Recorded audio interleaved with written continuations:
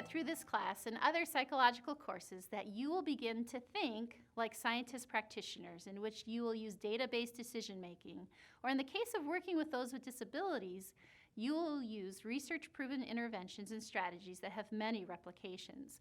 There are so many quack theories out there in regards to autism that it's very important to look at the research before using a strategy. The behavioral therapies of 20 to 40 hours per week can run as high as $40,000 a year. Speech and occupational therapies can run $12,000 to $15,000 a year. Medications such as risperidone and aripiprazole used to treat irritability in autism have some negative side effects of weight gain, fatigue, and anxiety. So parents have at times been desperate to look at other interventions. Some examples of current-day quack interventions with absolutely no evidence include chelation therapy, which removes heavy metals and minerals from the body, $4,000 for 30 sessions, and it carries a risk of heart failure. Hyperbaric oxygen therapy, $10,000 for 80 sessions, is where individuals inhale pure oxygen in a pressurized chamber, but it can bruise eardrums and cause sinus pain and seizures. Miracle Mineral Solution, $20 a bottle, is a chemical drink that turns into the same compound used to bleach textiles when mixed as directed with its citrus juice activator, an additional $20 per bottle. Side effects of ingesting the bleach, the sodium chloride, include nausea, vomiting, and kidney failure.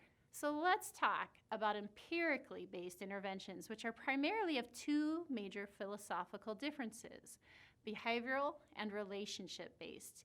You'll be able to use the information from today's lecture in the case study assignment on Dylan Bach. In the field of autism intervention, there is this philosophical divide between how to best intervene with students with disabilities: behavioral and relationship-based approaches. I'll describe both and then move on to describe treatments that combine both perspectives. I used to focus more on the behavioral approach to ASDs as I went through a strong behaviorist school psychology program at the University of Minnesota.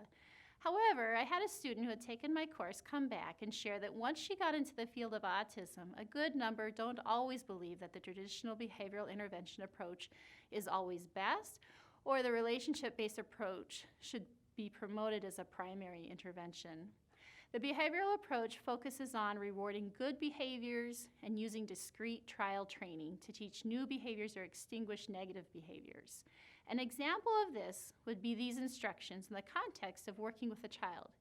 Sit in a chair across from the child. State the child's name and simultaneously prompt eye contact by bringing an edible reinforcer or small tangible reinforcer to your eye level.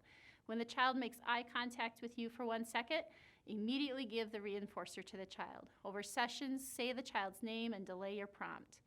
Throughout teaching sessions, provide positive reinforcement if the child looks at you spontaneously. Repeat procedure, but sustain eye contact for 5 seconds. One of these behavioral approaches is the high and expensive 40 hours per week LOVOS program that is based on individual therapy using discrete trial teaching, prompting, and reinforcement, and can be very expensive. LOVOS uses applied behavioral analysis, or ABA, principles. ABA emphasizes being rewarded for good behaviors to correct problem behaviors. Many would argue that behavioral strategies or discrete trial training can be useful for language or academic skill development, but others argue that they are counterproductive for self-initiated social and communication skills and lack generalization.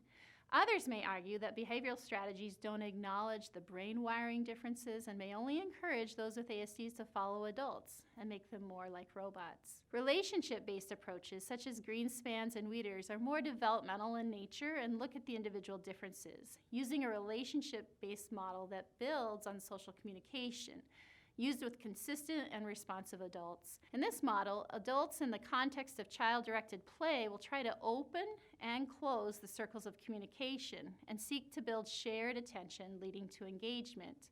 Communication and problem solving are practiced, and adults shape the development of appropriate behaviors and responses. An example of this is floor time, in which kids with ASDs develop skills through active exploration and positive social interactions. Adults join in with a child in what they are doing to work towards skill development. For example, here are some instructions for joining the object of the child's attention to elicit eye contact. If she's playing with a ball, Hold the ball in your mouth, so she'll have to take it from you. Make a funny noise as she grabs it, then open your mouth and gesture for her to put it back. Make another funny noise when she puts it back in.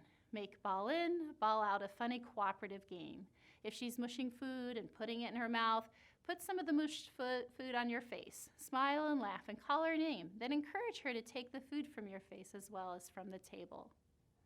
Well-validated programs that combine behavioral and relationship-based aspects include Certs, TEACCH, and PRT, or Pivotal Response Therapy. Certs is a well-coordinated assessment process that helps a team measure the child's progress and determine necessary supports that need to be used by the child's social partners. It addresses core questions about social communication, emotional regulation, and transactional support. TEACCH is a program that emphasizes a need for an intensive and coordinated approach to skill building and developing communication abilities. Structured teaching is not a curriculum, but instead is a framework to help support achievement of educational and therapeutic goals. This framework includes physical organization of the space, individualized schedules, work activity systems, and a visual structure of materials in the tasks and activities. The goal of structured teaching is to promote meaningful engagement in activities to promote flexibility, independence, and self-efficacy. It's really best to integrate TEACCH strategies into other evidence-based practices. Finally, pivotal response treatment, PRT, is one of the best studied and validated behavioral treatments for autism. Derived from applied behavioral analysis, it is also play-based and child-initiated. Its goals include the development of communication, language, and positive social behaviors, and a relief from disruptive self-stimulatory behaviors. Rather than target individual behaviors, the PRT therapist targets pivotal areas of a child's development. These include motivation, response to multiple cues, self-management, and the initiation of social interactions. The philosophy is that by targeting these critical areas, PRT will produce broad improvements across other areas. Motivation strategies are a really important part of the PRT approach. These emphasize natural reinforcement. For example, if a child makes a meaningful attempt to request, say, a stuffed animal, the reward is a stuffed animal and not a candy or other unrelated reward. Another empirically validated intervention is the Picture Exchange Communication System, or as it goes by its acronym, PECS. Picture cards are used to improve communication skills and spoken language skills. VOCAs are vocal output communication aids in which a user activates a switch on an electronic device to produce a spoken message. It can range from a simple device of 4 buttons to more sophisticated computers with touch screens. When working with students with autism on social skill development, it's essential to first assess, is the behavior an acquisition deficit? Do they know the steps of the skill?